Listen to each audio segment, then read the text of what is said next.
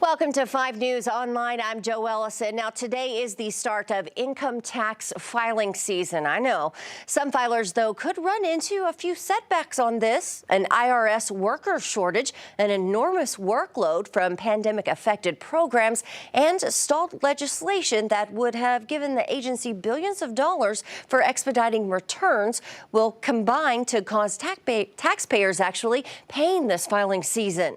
Now, delays in processing are to be expected, especially because the IRS says it is still working through some 2020 tax returns. Now, deadlines to file have been extended in the past 2 years due to this pandemic.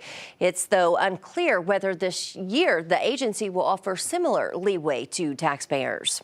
Meanwhile, at least one person is dead after a single vehicle crash on Interstate 49 this morning. It happened around 9:30 Monday, just south of the Pleasant Grove exit in Rogers.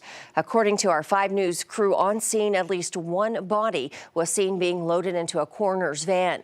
Witnesses say the vehicle ran off the road and burst into flames. So far, though, no word on what caused the crash and if anyone else was involved at this time. Well, the American Civil Liberties Union and the Arkansas NAACP's lawsuit over redistricting is headed to court this week. A preliminary injunction hearing is set for Thursday morning at the Arkansas Eastern District Court. That's in Little Rock. In addition to the Arkansas Board of Apportionment and the state itself, Governor Asa Hutchinson, Secretary of State John Thurston, and Attorney General Leslie Rutledge were also named as defendants. Before that, though, court documents show the state has filed a motion to quash subpoenas for the governor, Rutledge, and Thurston. This could mean they would not have to appear in person at the trial. Judge Lee Rudofsky is set to hold a hearing by telephone on the issue Tuesday afternoon.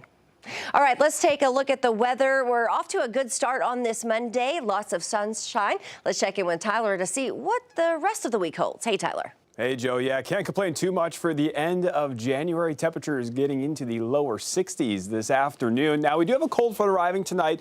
Not going to have a ton of moisture to work with, so we're going to stay dry with this front. The only thing it's really going to do is knock down our temperatures and switch our winds out of the north. So by tomorrow morning, a lot of us will be waking up in the 20s.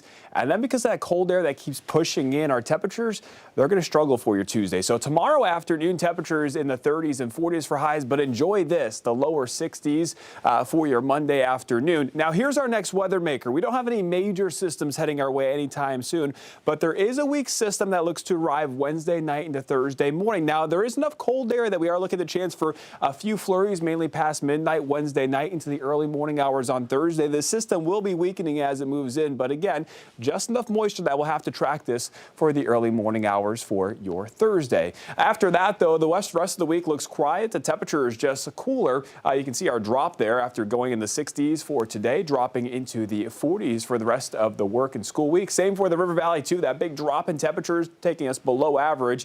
It does look like we'll warm things, though, back up towards next weekend. Just cooler. And again, we're watching a chance for a few flurries during the morning hours on Thursday. Probably the greatest chance is actually in the River Valley with this system. So, again, just watching a couple flurries. Other than that, though, Joe, plenty of sunshine, just some cooler temperatures for the rest of the week. All right, looking good. So, thanks so much, Tyler. Well, those are some of your top headlines on this Monday. We'll continue to follow the news all day. You can catch up with us again this evening on your 5 News at 4, 5, or 6.